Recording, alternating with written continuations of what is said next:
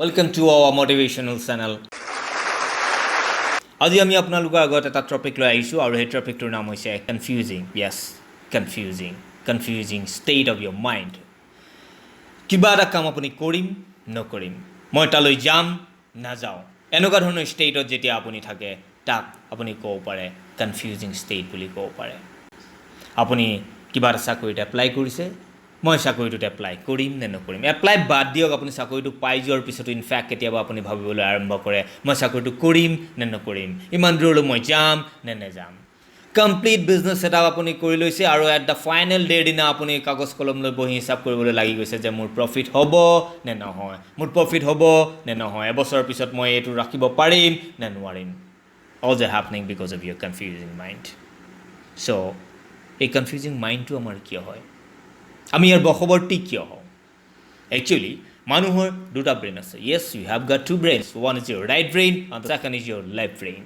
এতিয়া আমাৰ এই মগজটো আছে যে, মানে ৰাইট ব্ৰেইনটো আছে যে, ই ক্ৰিয়েটিভ ৱৰ্কছৰ লগত বেছি ব্যস্ত থাকে। আপুনি কিবা লিখিছে, আপুনি আৰ্ট কৰিছে, তেতিয়া আপুনি যেতিয়া when you put more and more concentrations over it, যেতিয়া আপুনি তাৰ ওপৰত আৰু কনচেনট্ৰেশ্যন দি গুচি যায়, সেইটো অৱস্থা এই আপোনাৰ ৰাইট ব্ৰেইনটোৱে কাম কৰিবলৈ আৰম্ভ কৰে।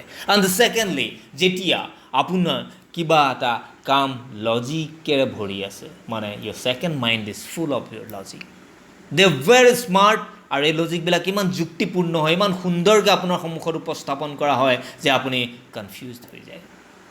চ' তাৰ পৰা পলাবলৈ আপুনি হ'ব লাগিব এজন বেলেঞ্চ মাইণ্ড পাৰ্চনেলিটি।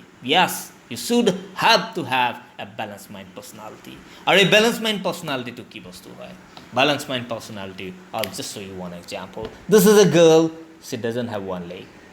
তাই এটা ভৰি নাই আৰু তাই বহুত কষ্টত আছে, তাই থিয় হ'ব পৰা নাই। এতিয়া তাই কি কৰিব? She got a problem, and I have repeated the solution of a problem lies in balanced mind. So to solve her problem, তেখেতে এটা আৰ্টিফিচিয়েল লেগ এটা ইয়াত লৈ লৈছে আৰু এতিয়া তেখেতৰ প্ৰব্লেমটো ছল্ভ হৈছে। So' this is called solutions of a problem lies in a balance mind. So' আপুনি বেলেঞ্চ মাইণ্ড হ'ব লাগিব। এতিয়া আকৌ আপুনি কনফিউজন ষ্টেজত আহি গ'ল, কেনেকৈ কওঁ এই বেলেঞ্চ মাইণ্ডটো কেনেকৈ হ'ব পৰা যায়। So' all these are confusing and questions. গতিকে আপোনাক মই এটা সুন্দৰ উদাহৰণ দিওঁ।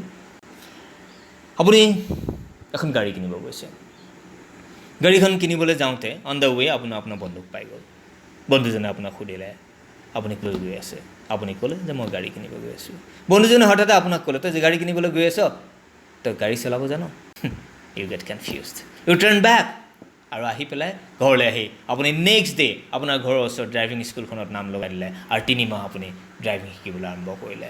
য়েছ, successfully after completion of the 3 months, সেই 3 মাহ কমপ্লিট কৰাৰ পিছত you have become perfect in driving, আৰু সেইটো কাৰণে আকৌ আপুনি গৈ আছে ডিলাৰলৈ গাড়ী কিনিবৰ কাৰণে। at the same way, same স্পটত আকৌ আপোনাৰ সেই একেইজন বন্ধু আহি পেলাই আপোনাক সুধিলে ছেইম কুৱেশ্যনছ, আপুনি ছেইম উত্তৰ দিলে, আৰু এইবাৰ তেখেতে আপোনাক ক'লে গাড়ীটো তই কিনিবলৈ পাৰে, চলাব শিকি গ'লি, কিন্তু গাড়ীখন কিনি যেতিয়া ফেমিলিৰ লগত তই ঘূৰি থাকিবি, কোনোবা দিনা যদি জংঘলৰ মাজত গাড়ীখন বেয়া হৈ যায়, তেতিয়া তই কি কৰিবি? You get confused again. You turn back once again. এইবাৰ আপুনি কি কৰিলে? এইবাৰ আপুনি ঘৰৰ ওচৰৰ এটা অট'মোবাইল ইনষ্টিটিউটত আপুনি এটা অট'মোবাইল ইঞ্জিনিয়াৰিঙৰ কোৰ্চ কৰিলে, যিটোৱে আপোনাক ল'লে 1.5 বছৰ সময়। আল্টিমেটলি আপোনাৰ 2 বছৰ গুচি গ'ল, আপোনাৰ গাড়ী কিনা নহ'ল।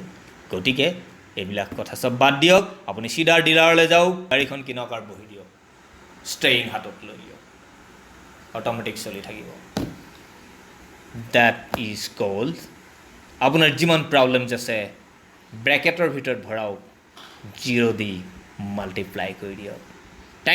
Thanks for watching. See you once again. Thank you.